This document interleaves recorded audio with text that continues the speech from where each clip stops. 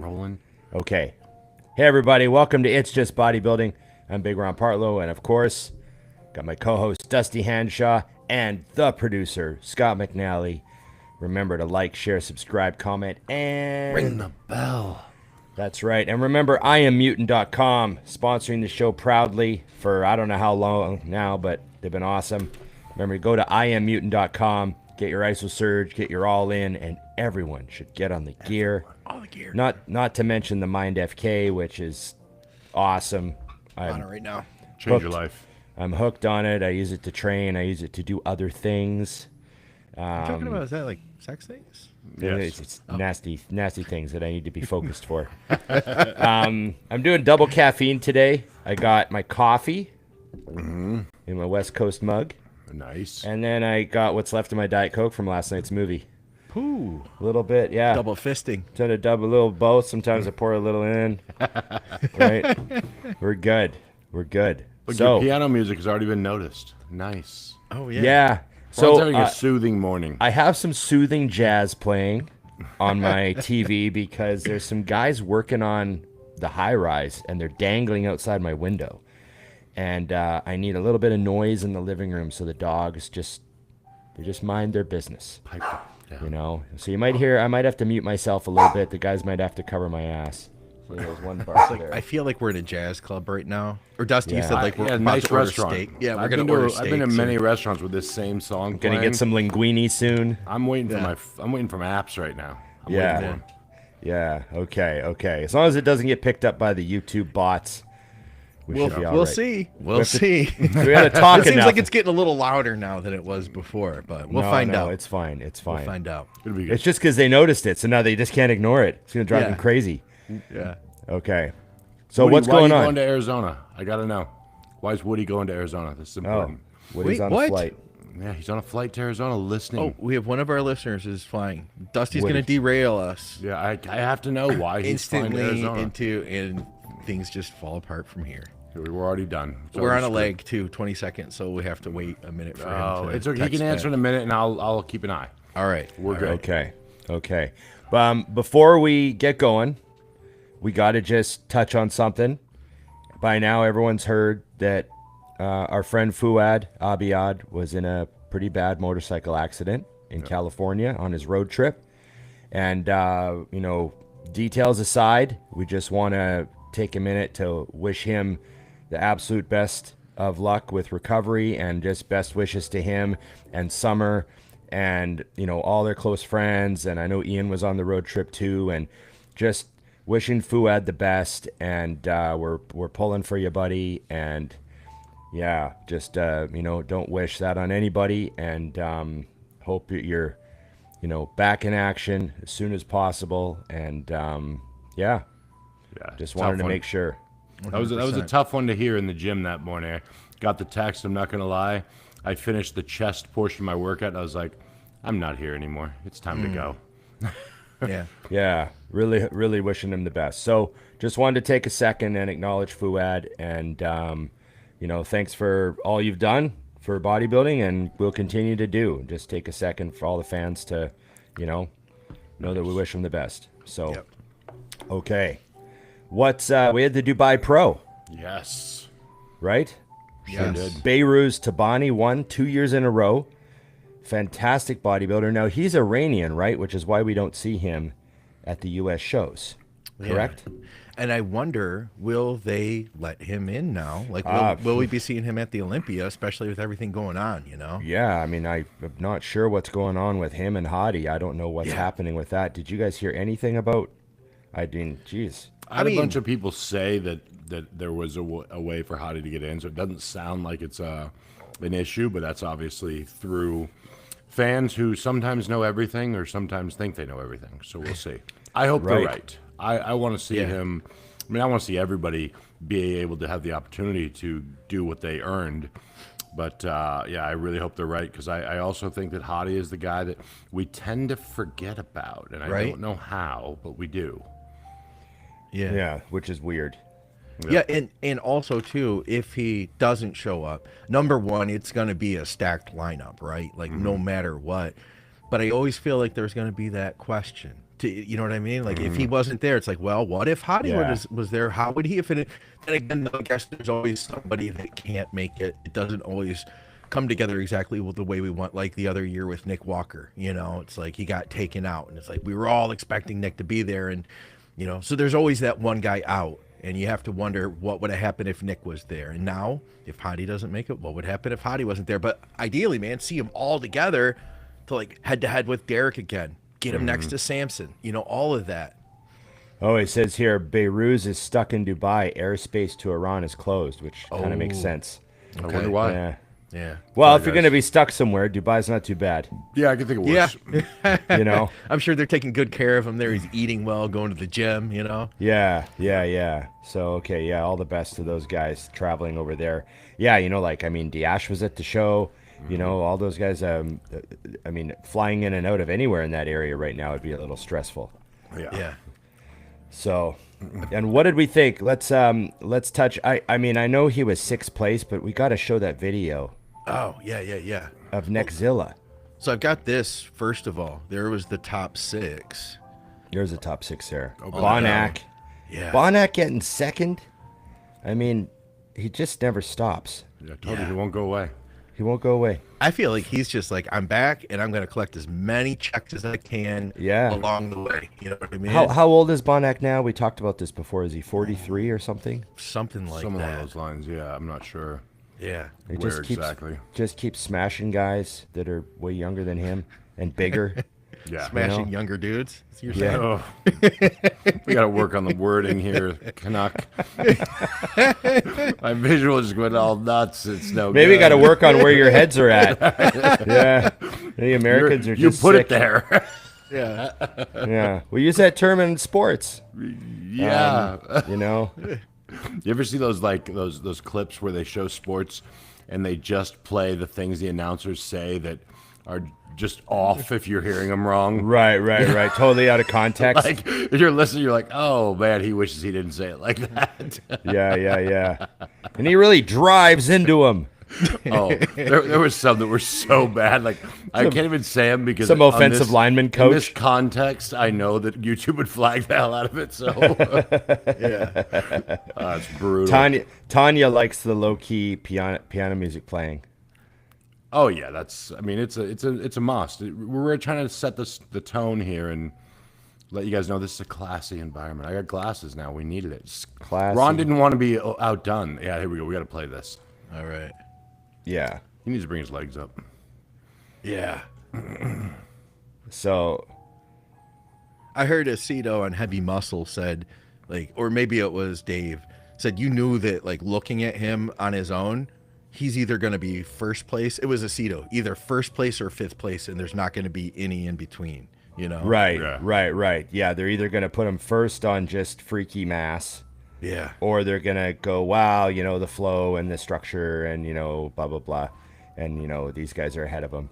Yeah. Who did he work with? Because he's in this time, and he never has been all the way in. And You know, like, and he could even get harder. Like, I mean, he's got strided glutes, but technically he could still get more strided. I don't think he wants to lose any size. Yeah, it's just about to sacrifice the fullness, eh? So, I think don't know. Milos had something to do with it. I don't know if he helped him completely. Do you think he's using insulin? Maybe a little. That's the secret. Or wait, maybe that's the hilarious part, is that he's the only guy Milos has that's not on insulin. Right. Doesn't even need it. No, I don't want to spill. Yeah. Yeah. I feel like it should be illegal for guys like him to not wear like shorts at all times. Like even in a restaurant with the He piano can't playing. fit into pants. There's no pants Yeah. that, you know, like. Well, geez. he had shorts on at FIBO, Yeah. and his calves, like, I know his calves look like they match his physique, Uh-huh. right? So Like retarded. they look like they match the legs, right? But when Yeah. you see him walking around with human beings in shorts, then you're like, oh God. Like, and I mean, I've seen some big calves. I mean, Ben Pekulski had crazy calves. Dallas had ridiculous calves. I've seen Frank Dorian's Hauser. calves. Remember him? Frank Hauser's calves. I've seen them all up close. Yeah. But I mean, this guy just walking around with other people. How tall is he? You saw him in mental. person. Yeah, he's a big guy. Like, Yeah? he's 5'10" at least. Okay. 5'10"? Was he 5'10" at least? I mean, I'd say around there. Maybe he's 5'9". Oh, he I is don't know. for sure. But he's not little. Yeah. I think the most impressive thing about his physique at that size is the hairline. Oh, solid. Yeah, no kidding. That's a hairline that hasn't had to either. It's got great genetics, or he hasn't had to use a lot of stuff to get where he is. You know? that's Probably the never- scary part. both. It's probably never taken an oral. Yeah, He's like, why bother? Here I Just take am, whatever you you know, got. They don't want him to pop. I got like 10,000 D-balls to my lifetime, and he's like never taken an oral. Yeah. It's interesting that little hernia he has. You see that? Watch when he see how it popped out, and then he can suck it in though too. My eyes were just glued to that now. Or is that just his normal outie? Does he just have an outie belly button? It's I don't right. know. Yeah, I don't. Yeah, I think it's a little bit. Oh, bit of a hernia. Cormier. Cormier does his training and posing. Right. Dane just Okay, reminded that us. makes total sense. I knew yeah. that. I knew that. I knew Yeah, that was yeah. Cormier. I just forgot. Yeah. Yeah, mind-boggling. That show is off the charts. I'm surprised more the bigger names aren't chasing that paycheck. Yeah. That's a long flight. I think that's one of the things. Like, people ask me all the time, like, "Hey, what's that Dubai Expo like?" And I'm like, "Well, it's great. It's just that's a fucking hell of a trip, man. You have to get there. Like, Yeah. you know, 9 hours to London and then 7.5 to Dubai. Yeah. It's okay. Yeah. That was definitely business class only trip. Use those points, upgrade that shit. Oh, yeah. Yeah. Yeah. So the men's open was $140,000. Was Yep. that it? Okay, $140,000, and the total prize is $500,000. Third highest payout event for the IFBB, behind the Arnold Classic and the Mr. Olympia. I heard rumors of them planning to surpass everything. Did you Well, guys they heard probably about that? have the money. They probably Yeah, they could you easily. you wonder if there's a little bit of political pressure, like don't go raising your prize money too high or yet. Right. Yeah, You know, some sheik just throws a couple million and give that to the bodybuilders. yeah. You know how it works over there. Yeah, that's Yeah, I've actually heard that there is something about that. Like, I just people have talked like you can't go more than what the Olympia is gonna do. You know? Yeah. Right. Yeah. Or the Arnold, or piss too many people off. Yeah. You know.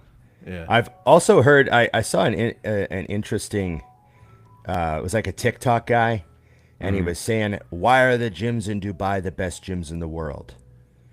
And he said, because they're owned, and of course I don't know how true this is, so just let me spout this information off for Yeah, all of our we'll viewers. call it a fact. Yeah. But he's driving in his car and he's like, why? Because he's trying to explain why he moved to Dubai. He's like one of these guys, I can't remember where he's from.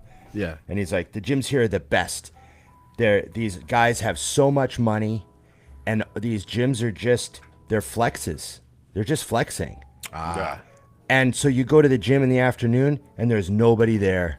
It's Yeah. like half empty, all the machines to yourself. You just do whatever you want. It's never too crowded. They don't give a shit if they make money. Memberships are reasonably priced. They have 1,000 pieces of leg equipment.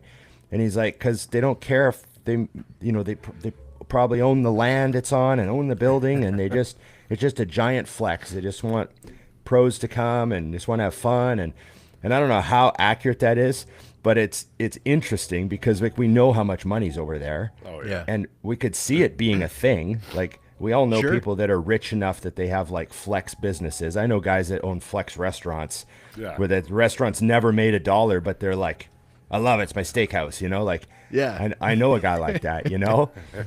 And so it's just, it's funny to think of like some of those gyms over there, you know, that new Oxygen they put in Dubai with six floors and crazy. That's a mall.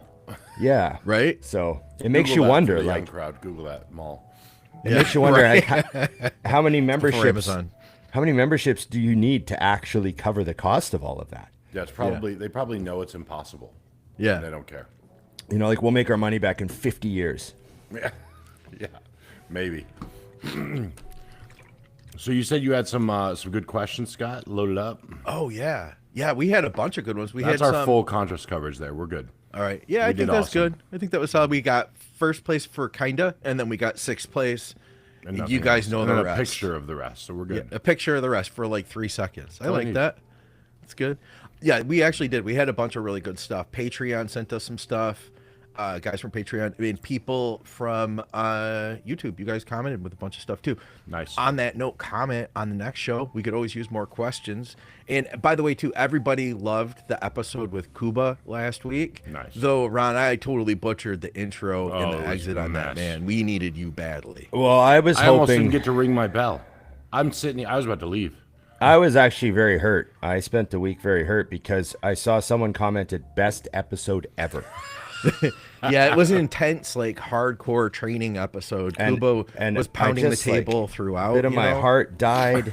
Yeah, And I was like, "Oh, of course, it's the best episode ever." It's like if that one Bourne movie that Jeremy Renner made was Yeah, like was better the than best better than the ones that Matt Damon made. You know, I'm like, "Oh, Kuba's on our damn." show twice. He's already beaten your 400 Yeah, episodes. each episode Kuba's on has like 100,000 views. I was a little upset, but Kuba's a man for that. He was great. I'm sure he brought some passion. I watched the episode. He brought some real, like you said, real table pounding. I can't get him to stop no matter what I do. I tell him. I you know, like I was the part. hearing it. I like the part where you said, "So we should probably cheer this up a bit," And then we ignored him and kept going. and then he ignored you guys and went right back to like, yeah, yeah, "You gotta dig in." yeah. That's exactly how it went too. But that's why he's great. That's why Kuba is who he is, you know, Yep. because he Yeah. just fucking loves to train. He loves the bodybuilding push. He enjoyed that conversation as much as the listeners did. You know. Yeah. We Yeah. Oh yeah. You could tell. Yeah. He was having a blast. Yeah. So All right, so check this one out. So Jonathan left this for us over on Patreon. He says, question for the next just bodybuilding. Which is the best Mr. Olympia second place, but using the current judging criteria? 95 Lavroni, 97 Nasser, 98 Flex, 07 Victor, 09 Branch. I didn't include 2012 Kai because he would most likely have smoked the others. Thanks. well, 97 Nasser was unbelievable, but he still didn't have a great back double bicep. Okay. And I'm not sure if he could beat the 95 Lavroni, because 95 Lavroni was one of his best ever looks. Damn, that's a tight one. See, even 98 Flex didn't have striated glutes, really, against Ronnie. Like, Ronnie easily beat him. Yep. And if you put 97 Nasser next to 95 Lavrone, he would beat him from the front, maybe. But I don't think he'd beat Kevin from the back, because Kevin's condition in the glutes and stuff, and the back itself. Sorry, not condition in the glutes, but the back itself. Like, Kevin's back was Yeah. better than Nasser's. Yeah.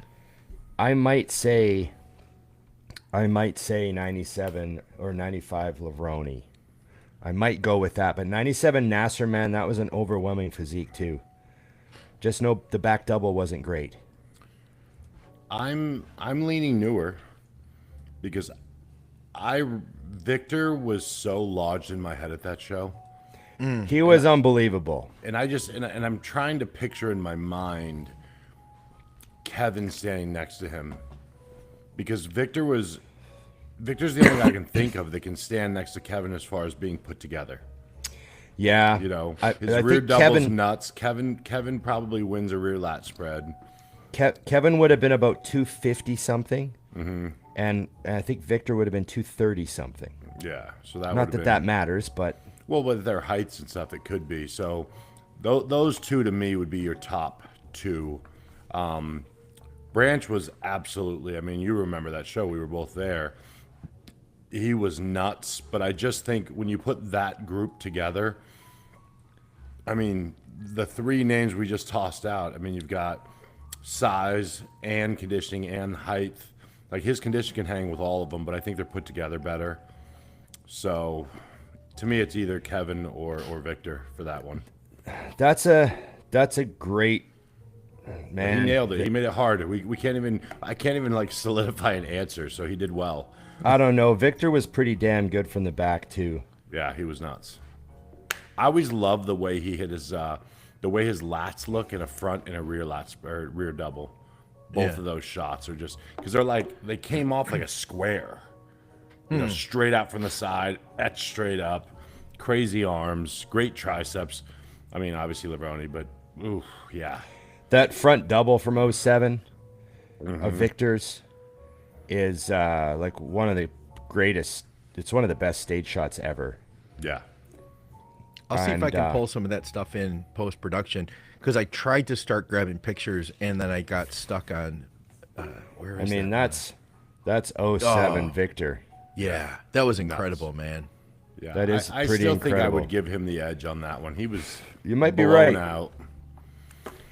It's funny because in the context of how our 'Cause he brains said to remember do it. guys, we remember them in the lineups they were in. Like Yeah, we think like you know like it's just a different. They're two different, completely different lineups. You know, Levrone was standing in there with Dorian and Sean Ray and like all those guys, looking the way he looked, and Martinez was like between Jay. And who else would have been in that show? Gustavo or who else would have been in 07? I don't even remember. Gustavo would have been in there, but I don't think he was in the top. I Right. feel like I mean, Branch was around there, wouldn't he? have been? Oh yeah, I guess the only thing that I look at differently is of the names he put out, Victor's the only one Dennis who took Wolf. second that people thought should have won. Like I don't think anybody thought Kevin should have beat Dorian. no. People think Nasser. There's people that say Nasser should have won in 07. Right. So Victor was in between Cutler. Dexter was third. Oh, Ronnie Dexter. Coleman fourth. Yeah. Right. Dennis Wolf fifth. Gustavo was eighth. We had Silvio Samuel, Melvin Anthony in there. Oh yeah. Johnny only Jackson thing- in the top 10. The only thing that I think is different about those call-outs when you're talking about the winners is, like I've said this before, I talked to Chris and I was like, well, there's a couple of those shows that Dorian barely won, and Chris literally looked at me and goes, you weren't there. Yeah. He said being there, he didn't come close to losing any of them. Even when he had the torn bicep and all that, he's like, it wasn't close in person. So that to me is an interesting thing because cameras and everything have come up so far that I feel like we get even though it's not the same as being live, we have a better understanding of what we're looking at versus back then. Because I told him the same thing. I thought Nasser had a shot, and he said no. Yeah. So, Well, here's one shot from '97 that I can grab real quick. I feel like Nasser definitely wins. I mean, they're both close, but the '97 era, early 2000s bodybuilders in suits era was a whole other thing, man. They look like characters out of a cartoon mobster story. I think Yeah. you're giving him a little extra love because you also would trust him to do your accounting. Yeah, right. You're Yeah, like, I also think that you can make sure I maximize my deductions. Which is ironic because Ronnie actually took accounting in college. right? So Ronnie's the one that actually has accounting. But when Yeah. I'm looking at the photo, Ronnie's the one that I want at the door when I'm negotiating some sort of a Gangs of London situation. Ronnie looks like he has high-end mob ties. What's Exactly. that drink in his hand too? Is he drinking like some sort of Hawaiian punch? Yeah, like full like a- sugar Knowing before Ronnie, the that's show? a full sugar, yeah. Yeah, There's actually barbecue sauce in it. yeah. It's a Sprite. It's a Sprite, and he put some barbecue sauce in it. It's his electrolytes. That's got masterpiece in it for sure. Yeah, well, it's the best barbecue sauce they make. Oh, a quote that only the old guys will get. Yeah. That was good. I enjoyed that photo. It was fun. It was a good question too. Let's see. We did, like I said, we had a bunch of stuff that everybody had left us. In fact, I think we had a few overrated, underrateds. Oh yeah, let me just jump in with those because I pulled up the first one, which was overrated, underrated, the vertical leg press. Drastically, Overrated. humongously overrated.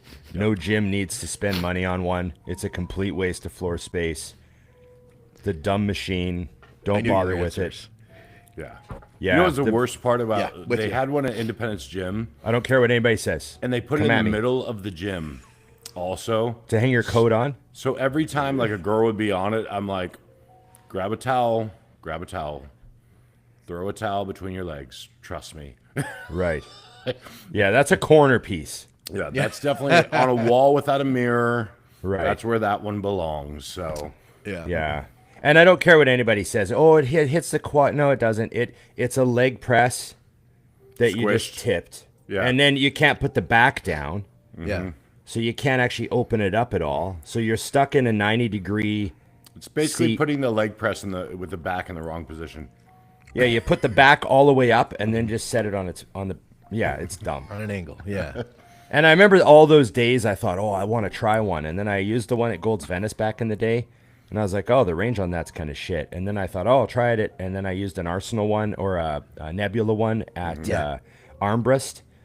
And I was like, oh, it's kind of like the range of motion's like, It seems Terrible. hardcore in theory. You know what Yeah. I mean? Until you use it. You're also doing sets of like 30 because you're in there so easily. You can max the thing out for reps. The only thing that machine is good for is if you're peeled out of your mind and you're Dennis James and they're filming you like 2 days out from the Olympia and you want to see you got short shorts 900 on? cords just driving everywhere. It just displayed his conditioning like nothing I'd ever seen. I remember as a kid Also- watching that. I'm like, what the fuck? there's no other type of leg press that'll give you that much spinal compression in your, Oh, yeah. Yeah. Oh, in yeah. your like L5, S1 and all that. It's just terrible for your back. I Like, remember I used to have to get in there and like make sure I was right where I needed to be because once you unrack it, you're stuck. yeah, you can't wiggle around or And adjust you're like, yourself. oh, my feet are too low. Shit. Yeah. Yeah. And I see people with home gym setups that fall into the trap of not being able to purchase a leg press. I don't have enough space, and a good one is really expensive. But I found this one on Marketplace. You know, it's a vertical leg press, and I tell them, hold off. Especially here, we have I think it's called Workman. Is a local brand that was here until like the maybe the 90s. I think they closed up. But they had stuff even with like chain driven machines and stuff back in the 80s. It was in the 70s, cool stuff. But so I've seen those floating around. No, Weightman. Sorry. That's what it was. Weightman. WATE. Weightman. All right. What about this one? We got another overrated, underrated. This is a late entry from one of my clients who he just guessed that we were recording or something. He texted it to me. Carry-on luggage. Overrated, underrated. And his thought is, he said, I'd rather just check a bag and not drag all my crap around the airport. Other people want to see me jam 5 days worth of clothes into a small briefcase and a backpack. I board a plane with a little handbag with a meal in it, and my headphones, and a bottle of Diet Coke. And I just raw dog it all the way to London. I never board a plane with like luggage. Ever. So the thing I'm carrying with me is I can't stand food that. for the flight, Yep. which is like 2 or 3 meals, depending on how far the flight is. Yeah. My computer, because I don't throw my MacBook down below. I don't trust those people. Oh, God, no. And then the 2 bottles of $700 water that I bought in the airport. Yeah. Because that's my biggest flex in life is that I buy water at the airport. Right. I don't like that. I don't like using the little dispenser that they have there now because it's warm. Oh, I'm like, no. Nikki loves that. What's she call it? Something water. And I'm like, it's warm. That's all it is. It's warm. I don't mind. Yeah, I don't mind it. I'm all right. I bring I an got a empty cold bottle. Diet Coke. I got a liter of Yep. Diet Coke with me. There you go. Yeah, but you drank less than a liter in a movie. Like you had Yeah. leftover. That's a good Maybe you point. forget. I who you're also talking to. had a water in my movie. Oh, So there you go. I got to mix. I got to have fluids, multi fluids. Yes. I'm split on this one because I like a good carry-on bag. Ah, I just can't. I Yeah. knew he I would. I You're don't taking ever do cameras and shit. I get that. Yeah, I don't ever do the actual like suitcase luggage, the small wheel bag. I have one of those, but that's just for like overnight local trips kind of thing. I carry a backpack, and then as my personal item, I carry my CPAP. That way, CPAP It isn't counts. in the luggage. That way I have more room in the luggage for clothes and all that. And then the backpack has bottle for water, has my headphones, any camera stuff I need to take, of course, computer. I'm trying to think and that's generally about any medication. I'm not going to put medication under the plane, and hand sanitizer. Got to bring the hand sanitizer. I have a real issue with people who have the backpack that's enormous, first off. Then they bring an absolute checked item on the flight. Like a wheel bag that's You know- almost can't get it in the overhead. Yeah, I'm like, I hate that. Dude. Check that bag. Also, when you get on the flight with your backpack, can you remember it's on you when you're turning around you and kicking the can't. shit out of me? Yeah. Oh, I just want to grab the back of it and yank them down sometimes when I get hit with it.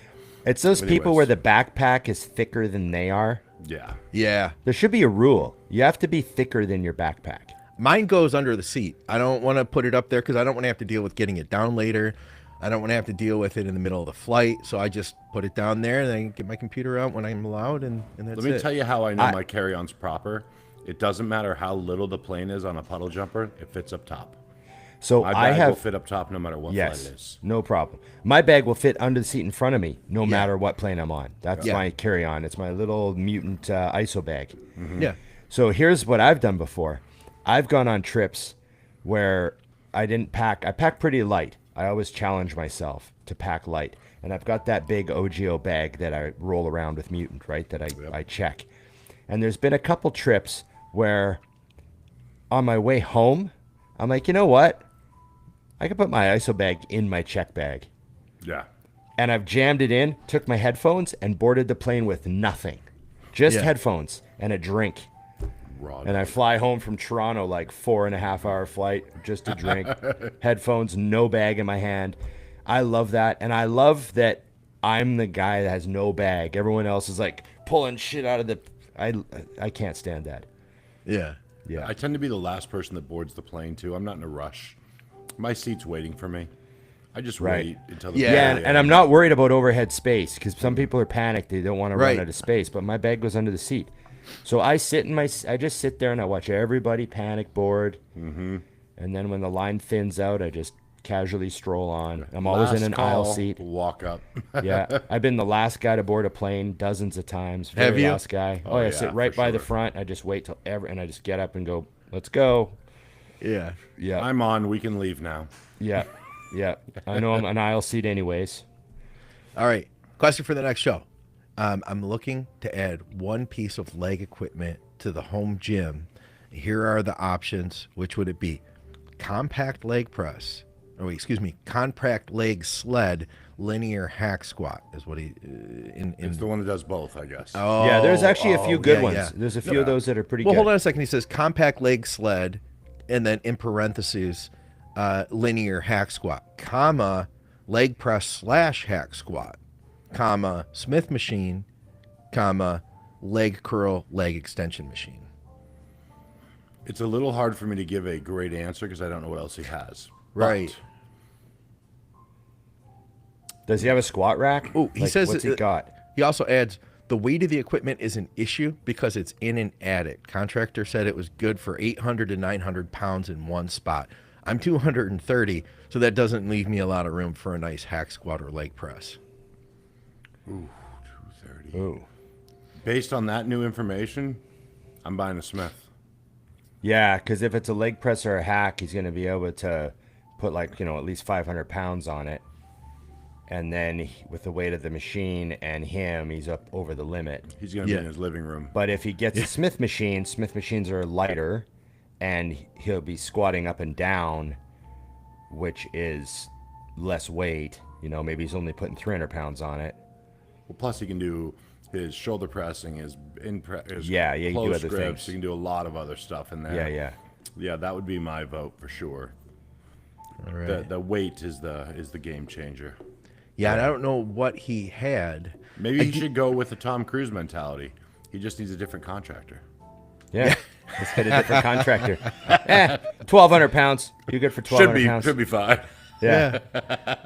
I like a good leg extension, leg curl combo. If he can do squats, he can also do, a lot of Bulgarians. He can do that on his own, right?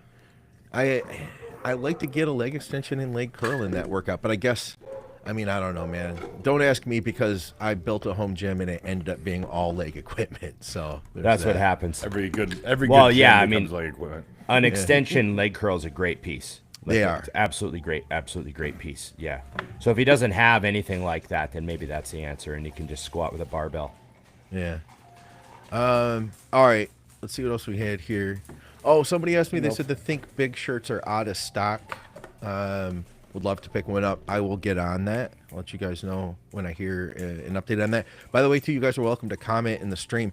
I feel like we need Jim for this one because I have a feeling none of us are going to know what this is, but Jim would. He says, so when we talked to Kuba was, anti-stim. It was like your stims are messing up your workouts, especially when you get really intense. Plus, you can't eat afterward. And somebody named Fresh RH says, but the stims are so freaking fun. 1.5 scoops of DNFM. DNFM. He says, and it's so fun doing your sets and vibe in between with music, looking for your pump. DNFM. Is that the same as MDMA? I don't know. I feel like it's a new one that we don't know about. DNFM? Yeah. I'm trying to think of what that stands for. Is that an acronym? I Googled it and it was popping up all Was it a sorts of party other drug? options that were not related. Did it have anything to do with like party drugs? Because I feel like that's maybe we're just missing the boat here. Yeah. Yeah. With him grooving to the music. Yeah. Okay. Then you guys don't know either. Like I said, No. maybe Jim would know what Not that even a was. little bit. What about? Okay, so this was a comment on one of the previous episodes. It was one of the reactions we did to Ronnie. Somebody just recently commented a day ago, said, I'd love to see him train at Planet Fitness these days and be all loud and they wouldn't say crap to him.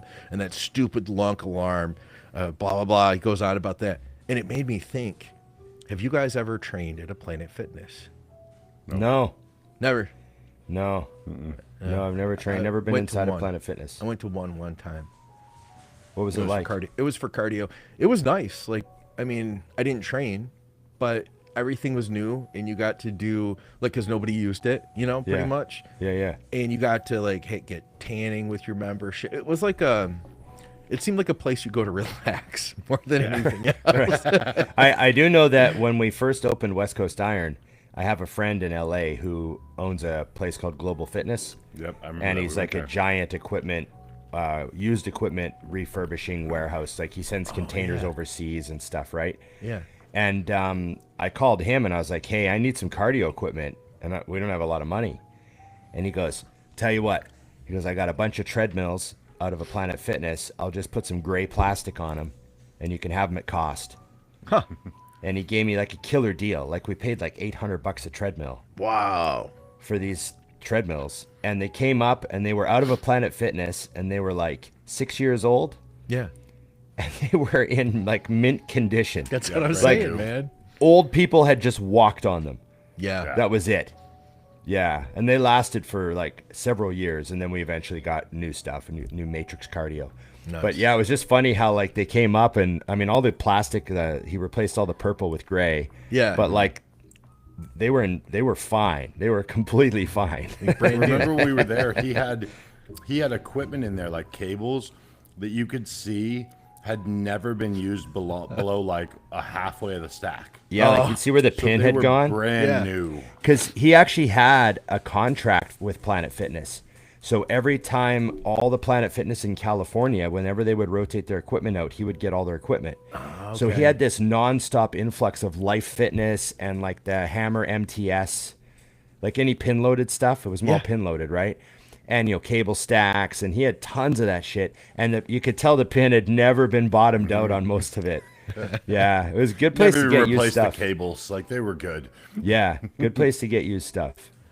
Ooh, we had another overrated, underrated. Stairmill. Overrated or underrated? Well, it depends on what you're using it for. It's one of the hardest types of cardio. I mean, one of the things I don't like about this step mill or whatever you want to call it is that it is a little higher impact. So if you have yeah. like your thud, thud, thud on your knees and stuff. But if you're, if you got no problems with that, it's a hard cardio, man. If you got to burn some calories, the step mill is probably if you're just going to spend a half hour on a step mill, man, that's misery. Is anyone else waiting for Ron to answer the question that's listening to the show? Because he hasn't answered it all yet. Accurately rated? I'm going drastically overrated. Ooh, Yeah. you took my answer. And I'm gonna say slightly overrated. You can get lean without it and all that, and I never really used it very much at all. Yeah. Okay. I'm with Dusty 100%. I feel like because you don't necessarily absolutely need, because I've known some people that are like, I need the step mill. I gotta have the step mill to get in shape. And I get it. I understand what it does, but I really do believe that you can get in shape with any piece of cardio equipment, as long as you get your heart rate up.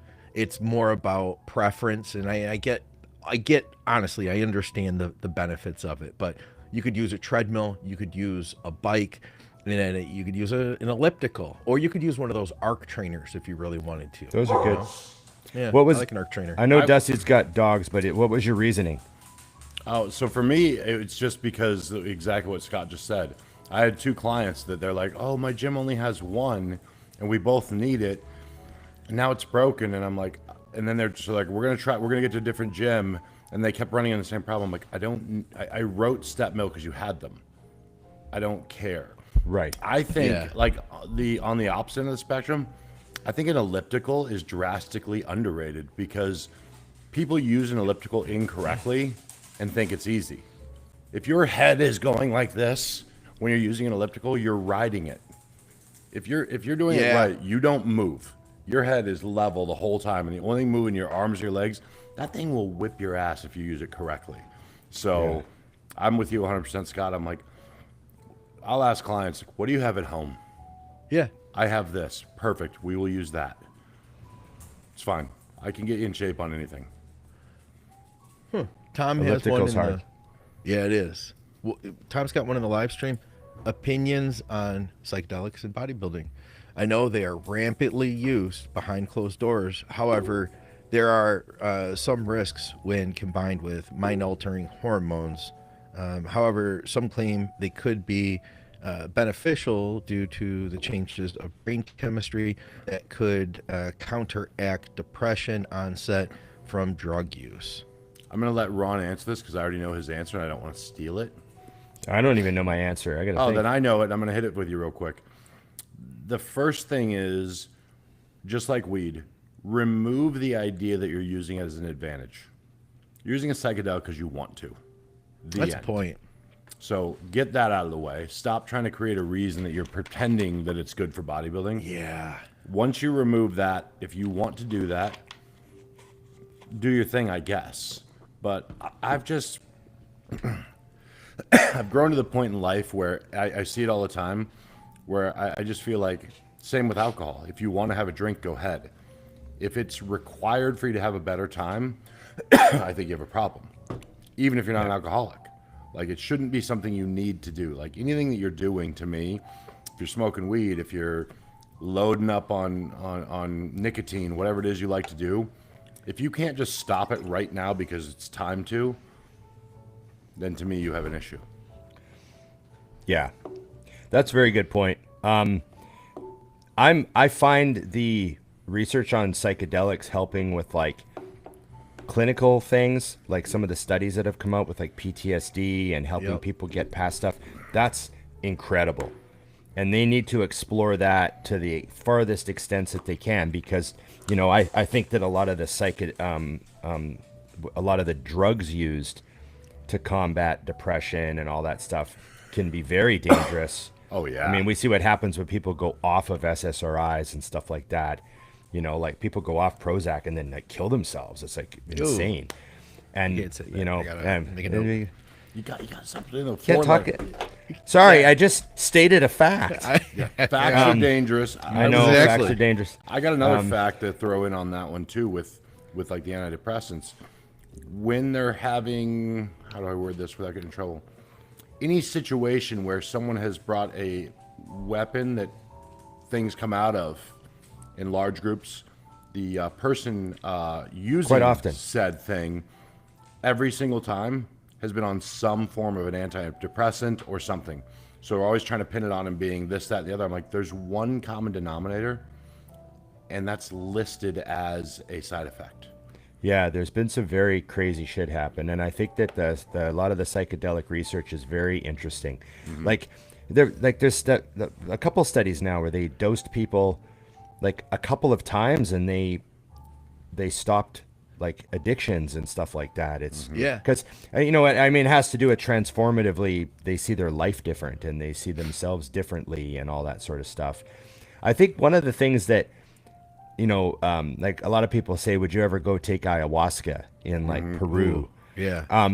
And one of the reasons I don't want to do that is because I hear about people like I hear that people like rewires them, and it changes their mind on things. Right. Oh, yeah.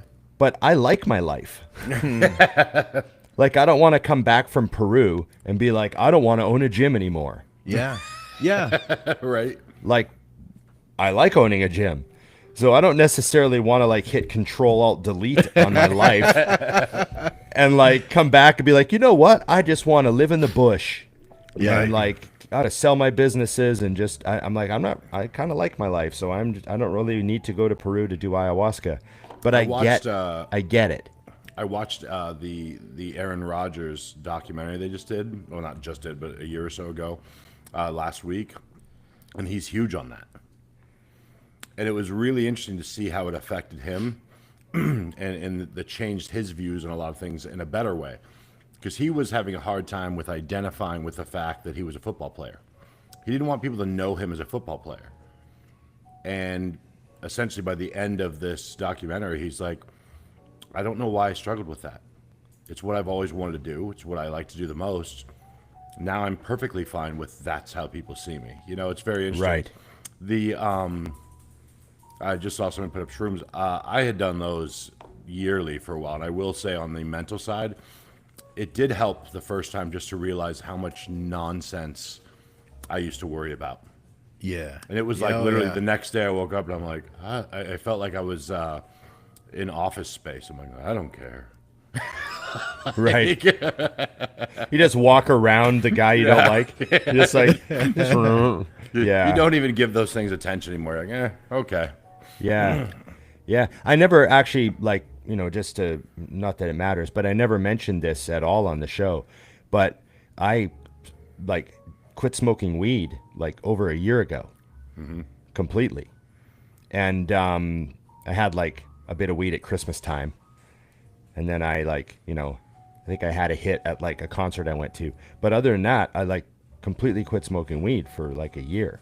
Yeah. And the interesting thing is that nothing changed.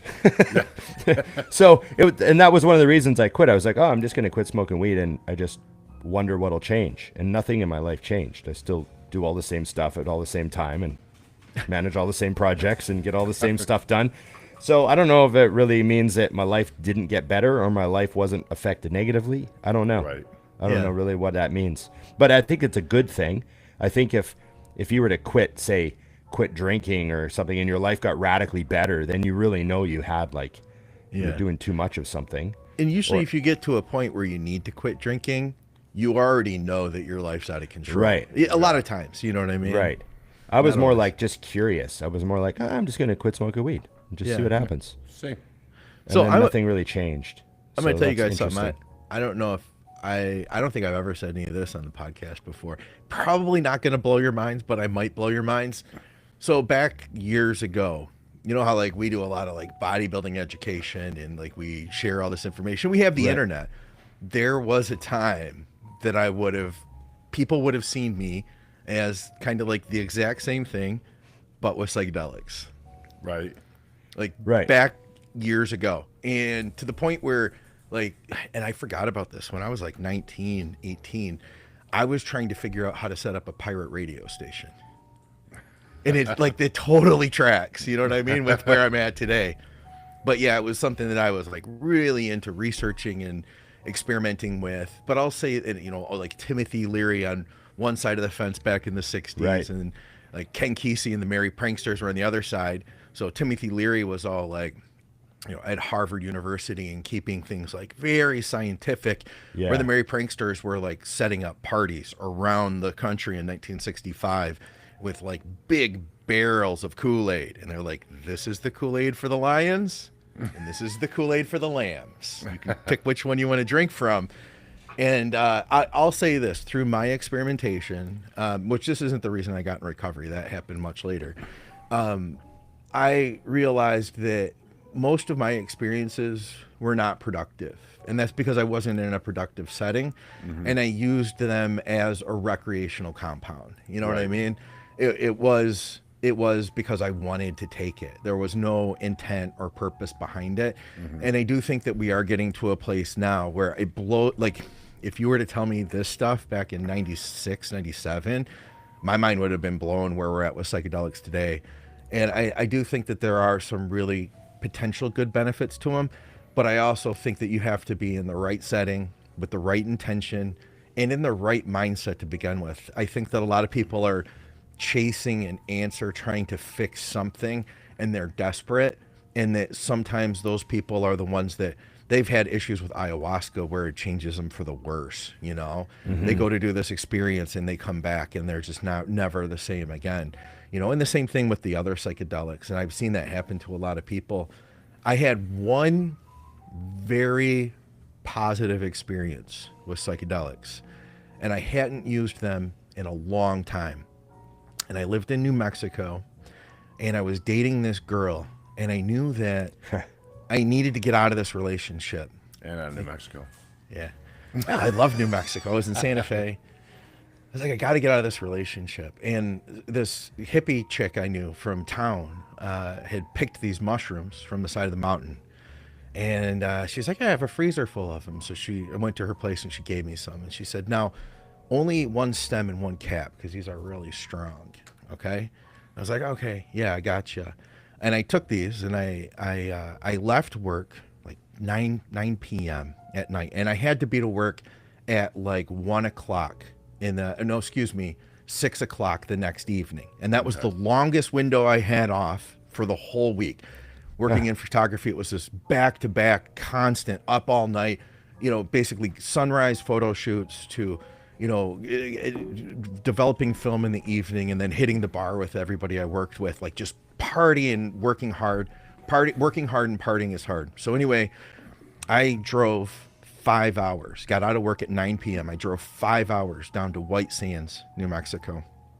And I ended up sleeping in the back of my van, an old van at the time. Didn't have anything back there, just like a sleeping bag. That was it. And I waited for the sun to come up. White Sands, New Mexico.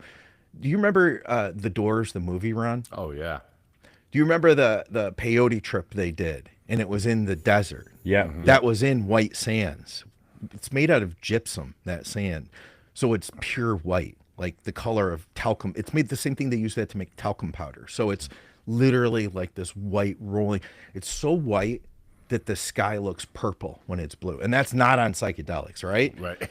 So the sun's coming up and I sit in White Sands and I climb up to the top of this hill and I get the mushrooms out and I eat 2 stems and 2 caps. She said, oh, just eat one, Pull the Ronnie Coleman. And I sat there and I waited for a sign, and I waited and like eventually this crow flew around me and it landed on a hill 2 hills away from me. And I said, okay, well, there's my message. I need to walk that direction.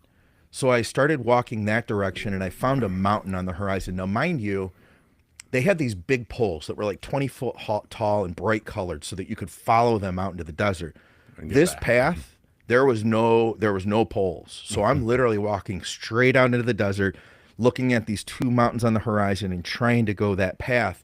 And I thought to myself, well, as long as the wind doesn't pick up, I can follow my footsteps back, So I walk and I walk and I walk, and it got really hot. And I had a poncho and my Camelback and a bottle of Gatorade, and that was it.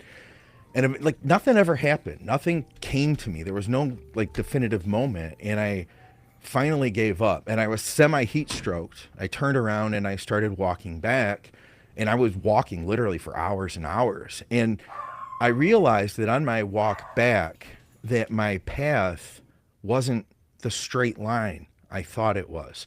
I realized that there was like this big hill, so I walked around it, or there was this like little shrub that I wanted to see, so I walked over there, and I started seeing that, like, you know what, maybe the path that I walk in life isn't the path that I intended. It's just the way that things happen to go. Life takes you in these different directions, but I get to where I need to be.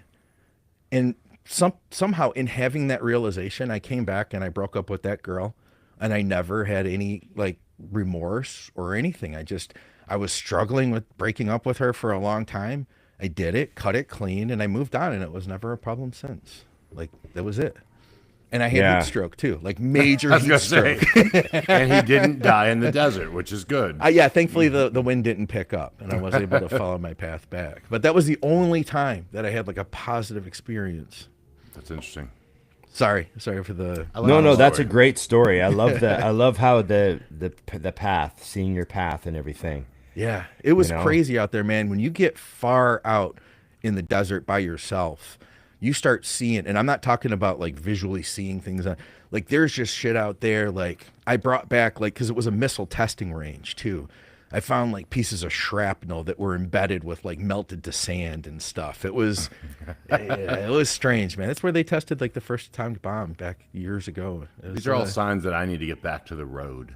Yeah. It was Right. crazy, man. It was good. Sorry, that was it. That was great. No, that's great stuff. That's great stuff. So we go back to bodybuilding stuff after that. Sure. All right. Can you? Can you? I mean, Can it be after that- done? All right. Question for the show. And he posted it on our show. He said, okay, let me know how much HGH should All of you it. take for muscle growth? Thank you. Well, I mean, let's assume it's really good GH. I mean, how much do you take for muscle growth? I mean, you need at least 3 or 4 IUs a day, I think.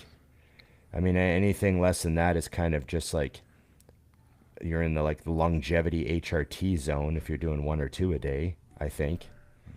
I mean, that's just a meathead in me. I don't have a study, but I'm just thinking from personal experience, like 3 or 4 a day is enough to help on paper. Does that make sense?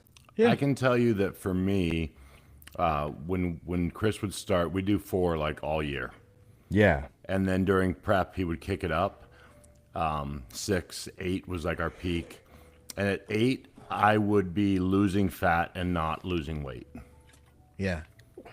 And it was, I mean, there were 2 preps I had where my lowest weight during the prep was like 8 weeks out, and my weight on stage was 5 to 10 pounds heavier than that, completely peeled. I always had sock rings on like over 4. If I had over 4, I use a GH. I always knew I had water because I would have like pretty deep sock rings all the time. Did you get like the carpal tunnel and stuff from it? No, I know other guys that would really complain about that, but mine was mostly sock rings. And then I dropped the GH, and like within a week, I'd be Dry like out. ankles would be dry. Yep, Yeah. same. But I didn't have the sock rings because I wear short socks. Oh, I would just get sock rings down by the short socks. Oh, this is terrible. Jennifer in the live stream, she says, what do you say to someone when it's your off season and someone comes up to you and asks you if you're pregnant? LOL, yes, this just happened. Oh, it used to happen to me all the time at 320. Hey, bro, you pregnant? Oh, we I just just let say, him no, I know- just had Pizza Hut. Yeah, I'm not pregnant, but I'm in just as much pain. Right. I don't think you're supposed to ask a woman if she's pregnant ever. You know what I mean? No, unless she Ever. tells you that you're Yeah. pregnant, then you follow up with like how long. My first wife's mother had done that in front of me at least 2 or 3 times to someone who wasn't pregnant, and I'm like, ooh, how do you make that mistake once and then go, this is a question I'm going to keep asking people that are fat? I don't know. I've been talking. I've run into people that I haven't seen for a long time, and they're clearly pregnant. You like don't say. 8 months, just like, ballooning "Don't out, say and anything." I just ignore it like it's not even a thing. I Ignore see that their baby. face is all swollen, and their hands or rings are squishing their fingers, and they're like, "Hey, Ron, how you doing? I haven't seen it for a while." I'm like, "Hey, what's new?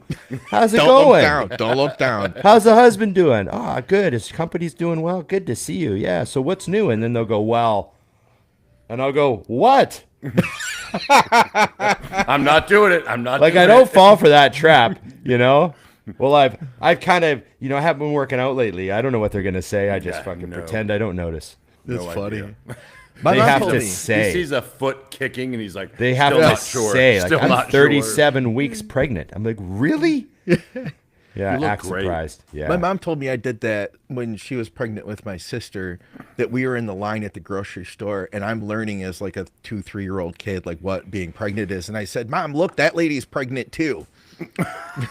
And she Was was she? just like a real obese woman. Oh, that's God. Yeah. I had a friend that went to the Olympia one year, and she's a huge bodybuilding fan. She's going around to everybody at the Meet the Olympians with her son. Yeah. She went up to one of the female favorites of hers, and her son goes, "Why do you sound like a man?" Oh. And she's like, "Oh." Kids just so honest. Just bam. I love how She's like, "I just grabbed his hand and we just left the I table." love how kids haven't learned to lie yet. Yeah. You know what I mean? Some kids haven't learned to like. Yeah, they haven't straight learned. to your face. Oh, I Yeah. was like, that was cozy. She goes, "Yeah, I didn't get that autograph. We just walked away." Yeah. On that note, Hey, when we were talking about psychedelics and all that, somebody said my grandma accidentally had weed gummies at Christmas one year. It was her best Christmas ever. Oh, that's amazing. I had someone give me some weed cookies, and I'm not a big I was never an eat weed guy, just because it's such a commitment. yeah. Oh, yeah. Like It's an 8-hour show. it's an 8-hour situation, right? Like I just wasn't into it. You know what I mean? So someone gave me some weed cookies, and they actually sat in the fridge for a while. And I remember I came home, and Emily was on the couch, and she's like sitting there like this. She's like, "I ate one of those cookies." And you're like, what cookies? Because it's I'm been like, in yeah. there so long. She's like, "One of the cookies in your drawer where you keep your junk food." And she's like, "That's a weed cookie, isn't it?" And I'm like, "How long ago did you eat it?" She's like, "About 45 minutes ago." And I'm like, "Yep." And she goes, "How strong is it?" I'm like, "I don't know. Buckle up. At I didn't eat any of them. They've been in there for months." least And that might she's make like- them weaker or something, you know? She Who was knows? kind of mad, but laughing. She's like, Yeah. "Oh, fuck, I was going to do stuff." I was Not like, "You're anymore." not doing anything now." And like- like, and this is Emily. She literally consumes zero drugs or alcohol, like hardly ever, right? Like, like she's just like was straight edge wrecked. almost. Yeah, just completely zero tolerance for any of that. Like, just like a sledgehammer, Probably You remember Jake Wilson I used to train with? He's a pro. Yeah. He had the same thing happen, but he went to a party and there was a cake. And he really enjoyed the icing. So he had like smashed extra icing on his. Oh. And he's eating it. And the lady who made it's like, so all of the elements are in the icing. You know, He was- old school Hollywood buffet. He got couch locked. He was literally just sitting on the couch, couldn't stand up. We had to literally, like, he's like, "I was just locked." He goes, "I couldn't get up. I couldn't move." What do you mean Hollywood buffet? You mean drugs are in the food? Well, what else does that mean? I don't know what that's supposed to mean. Anyone who's seen the studio will get that. What a great scene was that, eh, Scott? Oh, that was amazing, man. The good news is Scott's cookies have not been, Ron's cookies have not been touched since, and they're just normal cookies. Yeah, at this point. Yeah. You can eat them all now. Yeah. Do you guys remember there was a story of the couple that called the 911 because Yes. they were there, and it turned out that they were cops. They got them That's from a the weed great from the audio evidence clip. locker. That's Oh a my great audio clip. God. I think I'm dead. I think I'm dying. I think I'm dead. Yeah. I'm gonna get Dead demonetized already. for that, but whatever. That's so and funny. then in the middle of that, he's like, "What's the score of the Red Wings game?" Yeah. Sometimes you need to know. Oh man. And then the girl on the phone's like, "I think you could just wait this out." Yeah. Like, you should be able to just wait. I think I need an ambulance. Yeah. So they were cops. They got that weed from the evidence locker, and they got in some big trouble for that one. They That's called so themselves funny. in, basically, so that's on them. Yeah. But you know, come on. You get zero experience with weed, and you're gonna bake what? You know, they probably stole like ounces of weed, and they baked them into a tray of brownies. Yeah. Like, it serves you right. Who is this Melonhead's last comment, Ron? How do you say that guy's name? Oh, Dan Fedaluk. He just had a typo there. Oh, okay. Dan Did any of you Fedaluk? see Dan Fedaluk's? Well, Dan Fedaluk's an old training partner of mine. I You're haven't heard kidding from me. Yeah, he won the Canadas in '04. He was a great bodybuilder. How do you spell his I don't name? know. I don't know what he's doing now. Well, I just misspelled it. It's Fedeluk. Fedaluk. Okay. Yeah, great bodybuilder. Yeah. Was he Yeah. a good poser or something? Yeah, he did a cool guest posing where he painted himself red like a demon. Oh. And that was at the 2006 Nationals in Saskatoon, where I actually got second and Fouad won. Oh, you're kidding me. And Dan Fedaluk was a guest poser at that show. All right. And so, yeah, I did see that routine because I was at that show in the super heavyweights. I don't see it showing up here. I was going to try to grab it if I could. Yeah, I do see no. a picture of him. Big bald dude. Yeah. I mean, I don't remember when he shaved his head, but yeah. Yeah. Yeah. Good looking bodybuilder for sure. Yeah, he was good. I think that was about all the questions that we had lined up here, guys, by the way. It's pretty locked and loaded there. I had thrown a couple in. Let me see something real quick. I asked ChatGPT for some just to see what it came up with. And I thought this one was decent. Looking back at legends like Dorian Yates or Ronnie Coleman, would their success translate today, or would their all-out training style be considered reckless by current standards? Would their all-out training styles be considered reckless by current standards?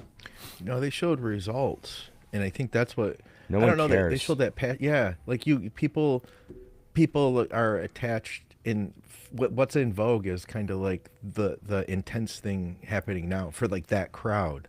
Like Yeah. I'm thinking of how people look at JP, and Right. in 10 years there will be people who'll be like, I can't believe JP used to train like that when we know Right. so much more now. You know what I mean? Right.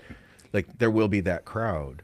Just like there was about Dorian, just like the Dorian crowd would be like, oh, remember the way Arnold trained 4 hours a day? You know what I mean? Right. I Yeah, feel I like mean, that's been like turned up a little more by bodybuilders who believe in just going to the gym and training hard. I think I don't like in the gym. I don't see a bunch of kids training for reps in reserve. I don't hear a bunch of chatter about all these things, and it seems as though it's being highlighted more than it actually is. that's You got a very. point. That's the thing about the noise. The noise is louder than this. It's actually, you know what I mean. It's Yeah, than a amplified signal. falsely. Yep. I think if our current Mr. Olympia, like if Samson was putting up training videos where he lifted like Ronnie, right, the same style as Ronnie, then people would there'd just be more people lifting like that. They wouldn't be criticizing it. There'd just be more people lifting like that. Because whoever's Mr. Olympia always dictated a certain style of training. Like when Dorian was Mr. Olympia, everyone was trying the Dorian split.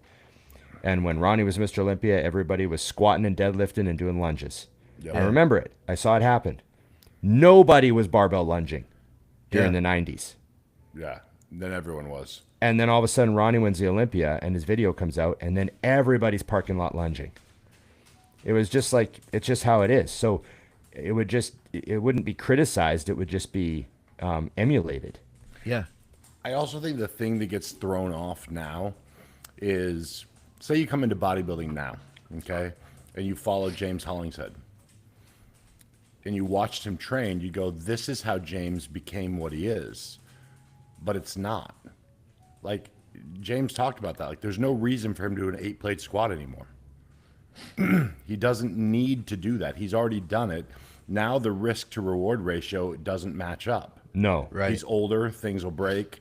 But back then it was needed. So I think sometimes you watch people and you if you see them now and don't know how they got here, you just assume this is what they've always done.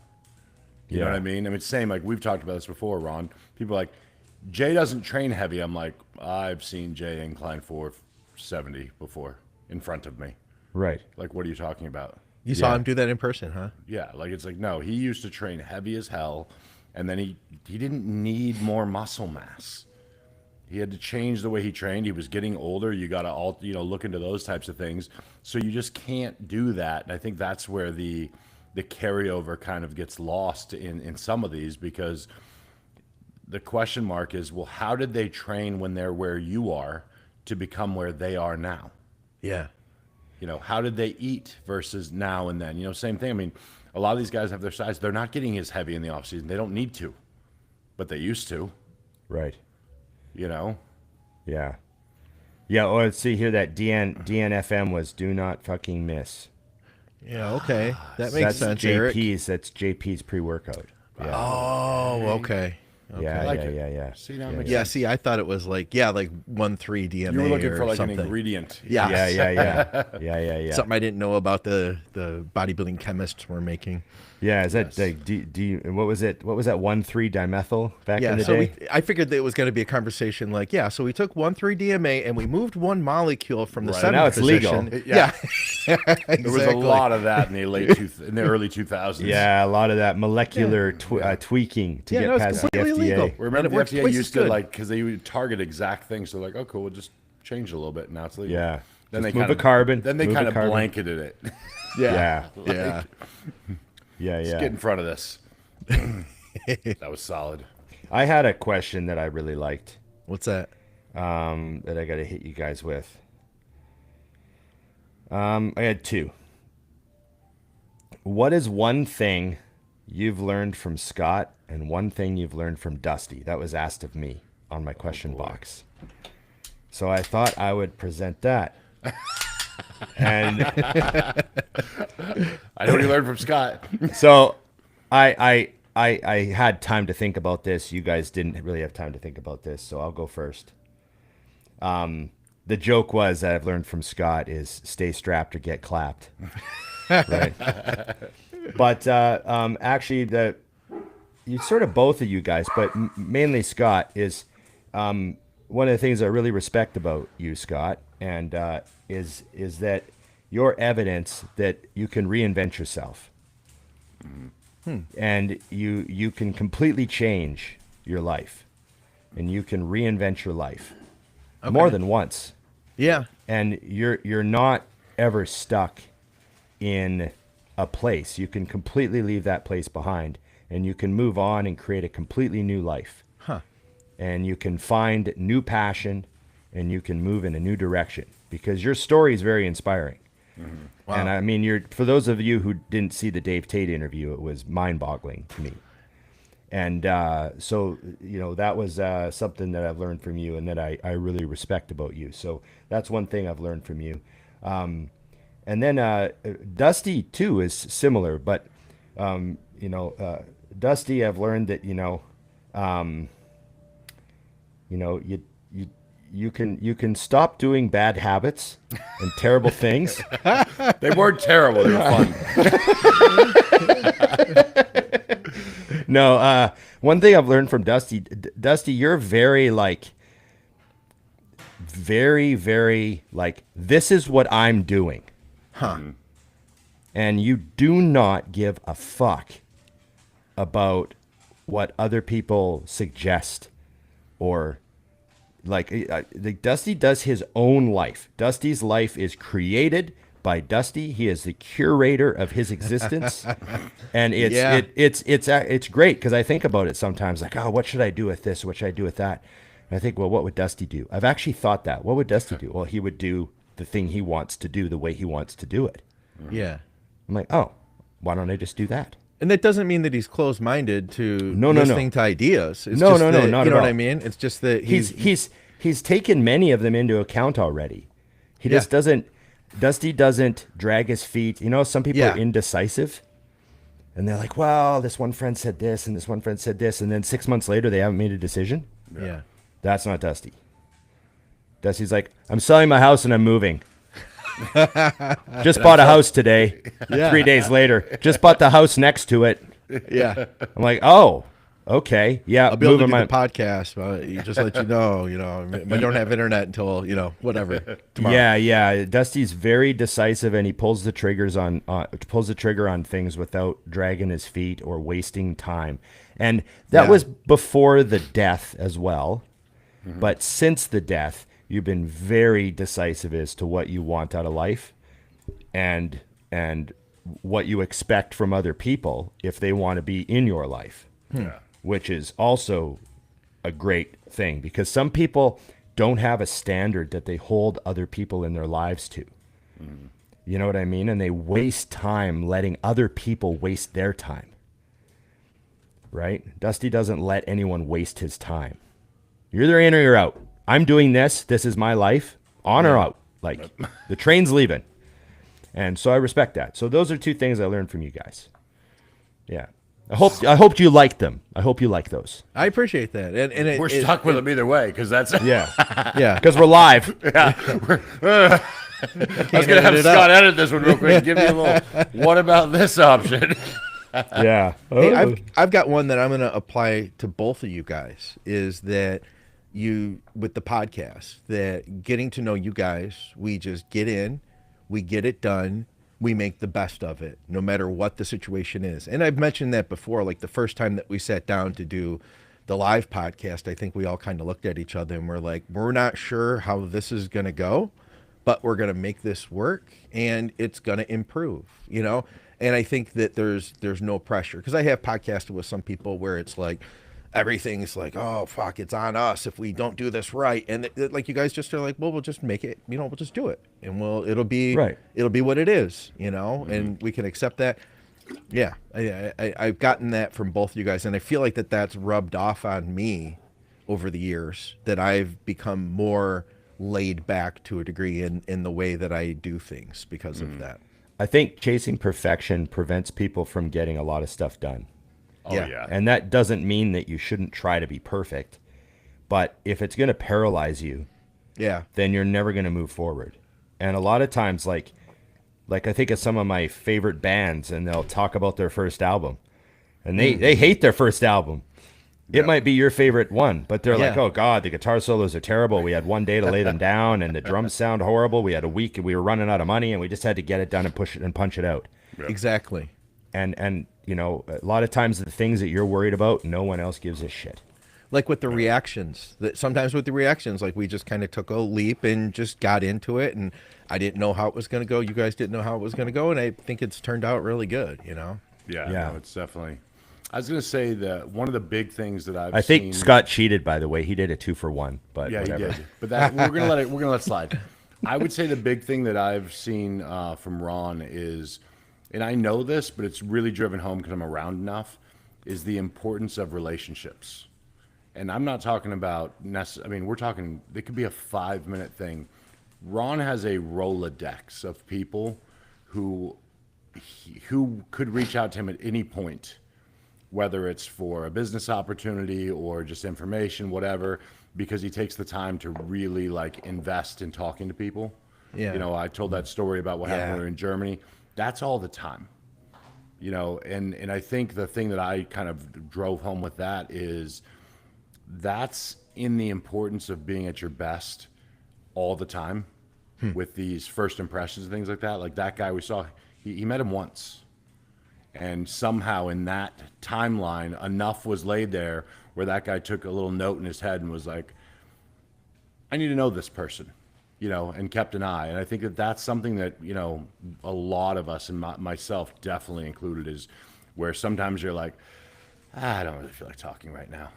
And you just kind of shuffle to the left, skip that situation, and you don't know how many of those you've passed up that could be not just beneficial for you, but, as cheesy as it sounds, it could be for the world. Those relationships are enormous.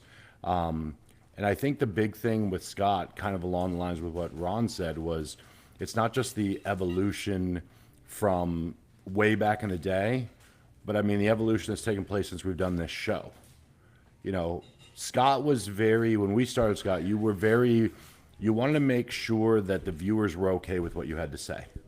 Yeah, And sometimes and that's you kind didn't of part wanna- of what I was saying too and about sometimes getting you from want you to guys. weigh in, and now it's the opposite. I think you've realized that just the same reason we had Scott. For those of you guys who haven't been with us a long time, Scott we just convinced him to come into an episode.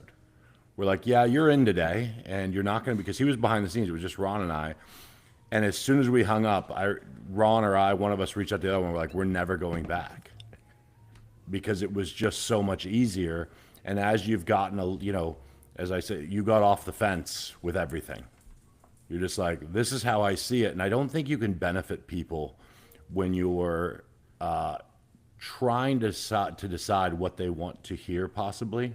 Yeah, And there's a lot more voice in that. So when I watched that, I think that showed that you are somebody who's very aware of where you're at now, and where you're like, you know what, I'm fine with who I am, so I'm just going to roll it out there. And I think a lot of people have responded, and that's why when Ron and I do expos and you're not there, people are like disappointed. They're like, where's Scott? I'm like, he didn't come. They're like, what? And I'm like, yep, just stuck with us. well, Sorry about that. That's Dusty. That's what I'm saying. I feel like hanging out with you guys, that's rubbed off on me. So Yeah. there's that. It's So I owe definitely that to working. you guys. It's funny. I watched the thing. I wanted to bring this up on the show anyways, but Nikki got me completely addicted to the hell's up the podcast with Chris. Chris who?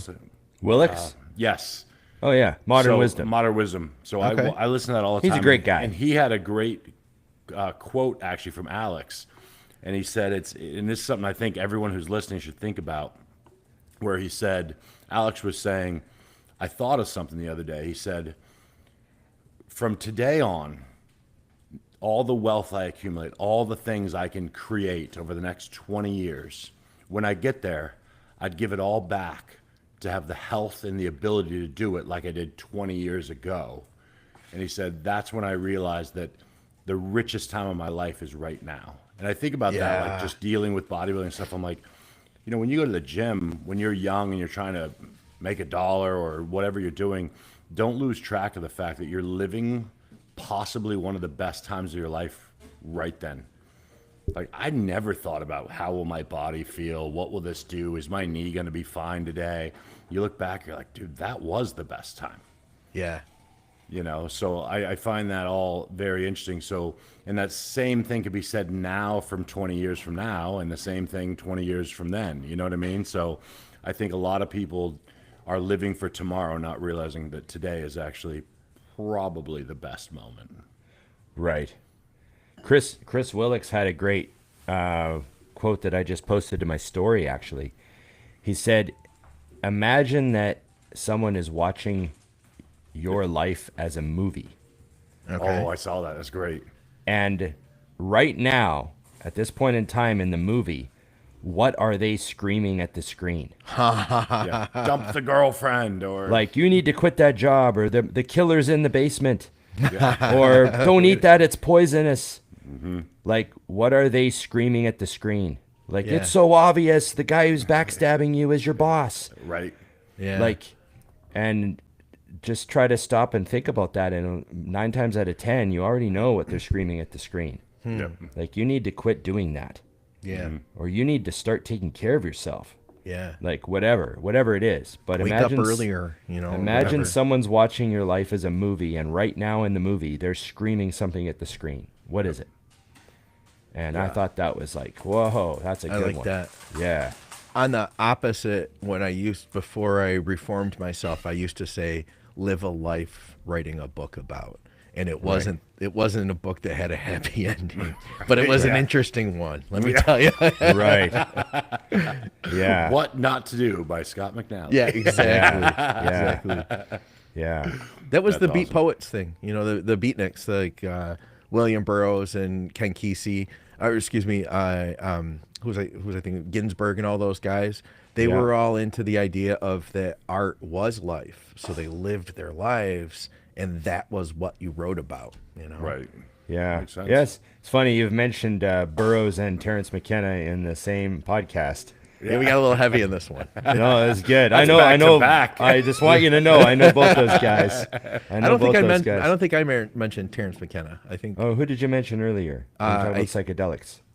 I did say Ken Kesey in the Merry Pranksters, and then right, I yeah. said, who was it? Now his name's on the tip of my tongue. Timothy Leary. Timothy Leary. That's who Yeah. you mentioned. Timothy Leary. Yeah. They had Yeah. it all planned out where you used like you came in and you had like IV medications, and before you were administered the dose, they'd give you like a sedative so that you were relaxed, and then they give you an amphetamine so you were relaxed but up. And then they would 45 minutes later, then you got the dose. Versus these other guys had a big garbage can full of Kool-Aid and dumped the Drink stuff as into much it. as you'd like. Yeah. That's wild. That's wild. Man. I met Ken Kesey. He was in Ann Arbor at a book signing, and they had the Further bust. It was spelled Futhur, and it was like their movement to think further. The bus was like the original hippie bus, painted all the colors on the outside and painted all the colors on the inside. They had a PA system on the inside to blast what was going on to the outside, and then they had a PA system on the outside to blast what was going from the outside to the inside.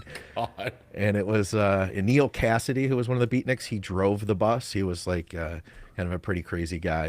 They all had pretty rough lives, you know what I mean? Yeah. In the end, but Ken Kesey was still around back in the '90s when I met him. That's wild. There's a Clutch song that has a lyric that I always laughed, and I won't tell you the whole lyric, but the one line is "Be leery of Timothy." And most people don't get that line as like kind of a little flip of the name, right? Yeah. Be Yeah. leery of Timothy. That's the one line I'm always laughing when I hear it. You know? Yeah. Crazy guys. Crazy guys. Hey, drink the right. Kool-Aid. Okay. Is that it? We're gonna wrap that? Wrap We it will up. monetize this one as drug-related content, entertainment, and educational. With some minor violence. No, yeah. No. No? No. We don't say Okay. Okay, we don't say that. I was gonna say something before we finished. Oh, I was gonna say one thing about TV. Oh, there we What's go. that? Good. So we all know the Tyler Sheridan shows, right? Yes. Yellowstone, Landman, Lioness. Yep. I'm watching that now. Lioness is good. Yeah. We're in We the got second right season. into it. Second season? Yep. How about the ending of that first season, eh? Yes. That fight in the kitchen? Oh, that's fantastic. Linus? Lioness? Great one. Yeah, Yeah. I haven't seen that. Oh, that's good. Good song. Nicole Kidman's in it. But it's So so they didn't that- waste any money on actors. I can tell you that. No. That's Okay. good. I like Nicole Kidman. Tyler Sheridan takes that formula and he drops it on Yellowstone. Yep. It's ranches, right? It's like Sons of Anarchy, but ranches. Yeah. Yeah. Exactly. What And then that he was. just drops it on the oil industry and you get Landman. Okay. And then he just drops it on Lioness and it's the special forces, like anti-terrorism. So it's all the same characters. You got like this character who's kind of like that and this character who's kind of like that. And it's the same formula. It's He's smart. It's always working. formula that works. You know, episode 1 takes you here. There's a bit of a, episode 3, you get a big punch. Like it's a formula, total formula. And we just finished season 2. It was probably technically the worst one, but it was fun. It was total junk TV.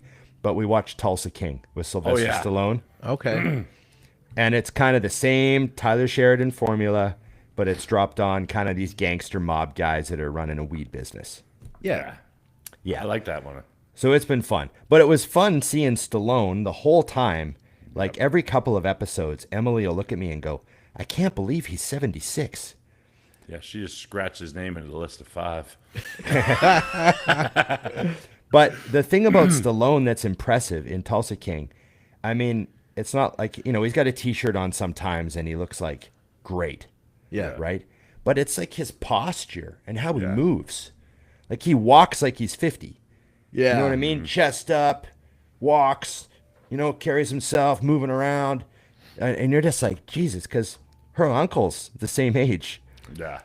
And she's just like, I can't believe that he's 75. And then, of course, he's banging chicks.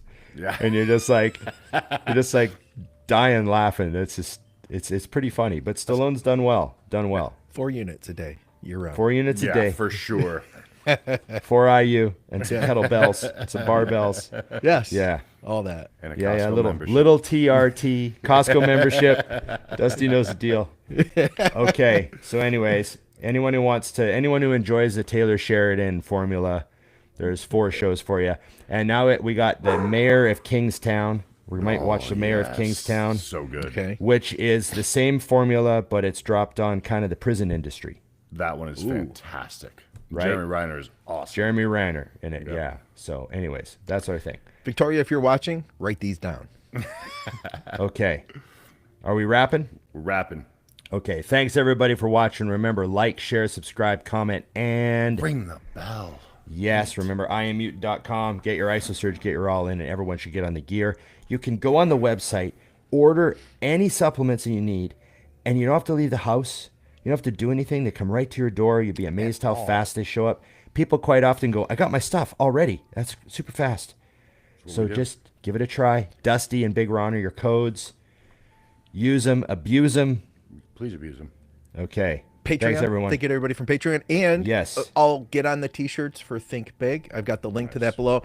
And check this shirt out. I know you guys saw it last time I wore it, but you can get these at the West Coast Iron website, right, Ron? Yes. That one's not on the website yet, but it's coming. Okay. But Yes. you get other ones. Then go to the West Coast Iron website. We got some shirts up. We got lots of cool stuff. We got the Death Row Records one, Oh, that's a cool but one. it's West Coast Iron. Yeah, we got that one. We got the weed shirt, the West Coast Iron, but with the pot leaf on it. For all you 420s, go check that out. So you'll love that stuff. Get a hoodie, whatever. Okay, thanks everyone. Remember, it's just bodybuilding. Thank you guys on the live stream. You're freaking awesome. Yeah, thank you.